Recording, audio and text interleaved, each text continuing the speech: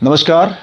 इस सीरीज में नाट्य शास्त्र में वाचिक अभिनय और वाचिक अभिनय की महत्ता जो भरत मुनि ने बताई है, हम उस पर बातचीत कर रहे थे, जिसमें पिछले वीडियो में हम लोगों ने बातचीत की थी 15वें अध्याय में भरत मुनि ने वाचिक अभिनय की बातचीत की हुई है, वाचिक अभिनय के बारे में लिखा हुआ है।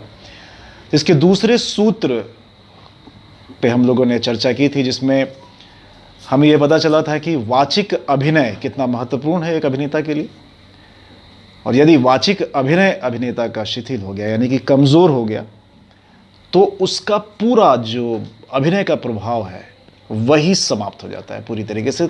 तो यानी कि यदि वाचिक अभिनय नहीं है तो फिर अभिनय भी नहीं है।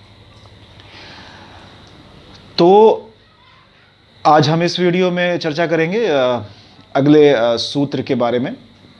हमने कहा था कि हम उन सूत्रों पे बातचीत करेंगे जो सूत्र बहुत ज़रूरी है, जिन सूत्रों के बारे में अभिनेता को जानना ही चाहिए। कोई ज़रूरी नहीं है कि हम सारे 102 सूत्र पढ़ें, लेकिन मैं कोशिश करूंगा कि उसको ज़्यादा से ज़्यादा सूत्रों के बारे में, जो सबसे महत्वपूर्ण सूत्र हैं, उनसे मैं आपसे डिस्कस ज़रूर करूं।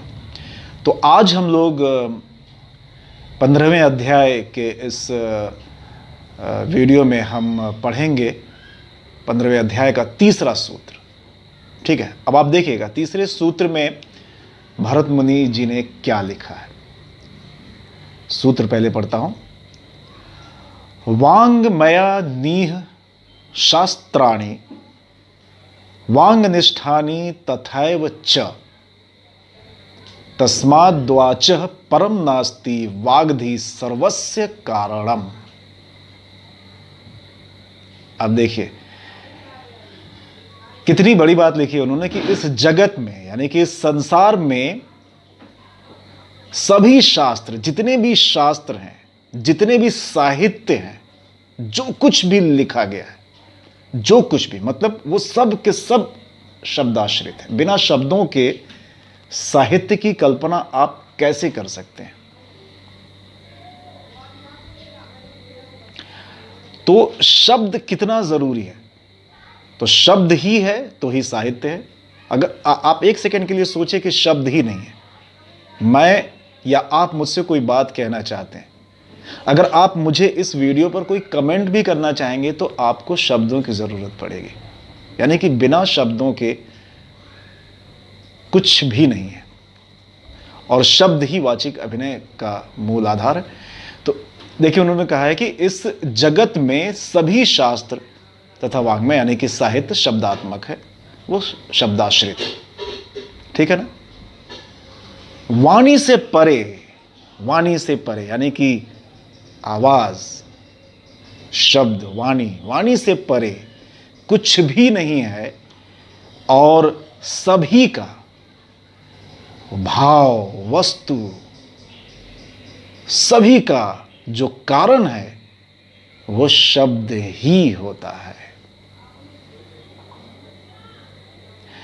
यानी कि बिना शब्द के कुछ भी नहीं है, बिल्कुल सन्नाटा है। अगर शब्द नहीं है मनुष्यों के बीच में तो हमें लगता है कि हम भी एनिमल्स की तरह या बर्ड्स की तरह हो जाएंगे। हमारे पास भी सिर्फ एक साउंड होगा, शायद हम वो भी अपनी भावनाएं व्यक्त करती हैं, चिड़िया भी व्यक्त करती है, एनिमल्स भी अपने साउंड में अपने भावनाओं को व्यक्त करते हैं।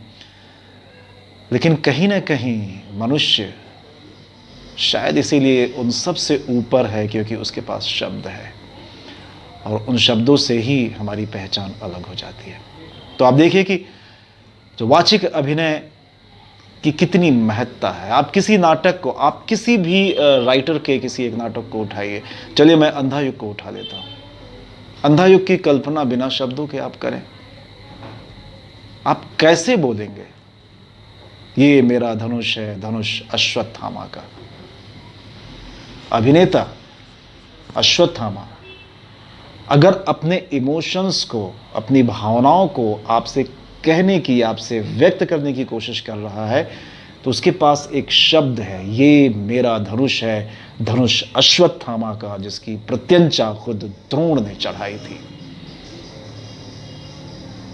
तो बिना शब्दों के कुछ भी नहीं है।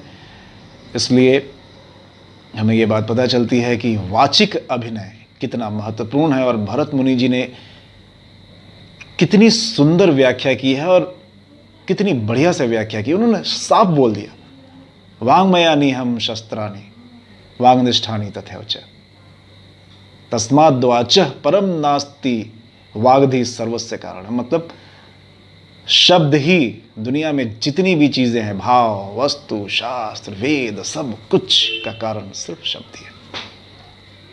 तो हमें लगता है कि आज के इस वीडियो में इस 15वें अध्याय के तीसरे सूत्र पे हम लोगों ने जो बातचीत की वो निश्चित तौर पर इंटरेस्टिंग रही होगी, मज़ेदार रही होगी। तो इसी तरीके से फिर हम अगले वीडियो में एक और सूत्र के साथ आपसे मिलेंगे। तब तक के लिए अलविदा, और सब्सक्राइब करना मत भूलिएगा। इस तरीके से हम एक दूसरे से बातचीत करेंगे तो हमें अच्छा लगेगा। मैं जो भी बनाऊंगा आप तक पहुंचेगा, और मुझे भी अच्छा लगेगा कि मैं अपनी बात आप तक पहुंचा सकूं, अपने संस्कारों की बात जो हमारे गुरुओं ने, जो हमारे महर्षियों ने लिखा है नाटक के लिए, हम उसे आप तक पहुंचा सकें।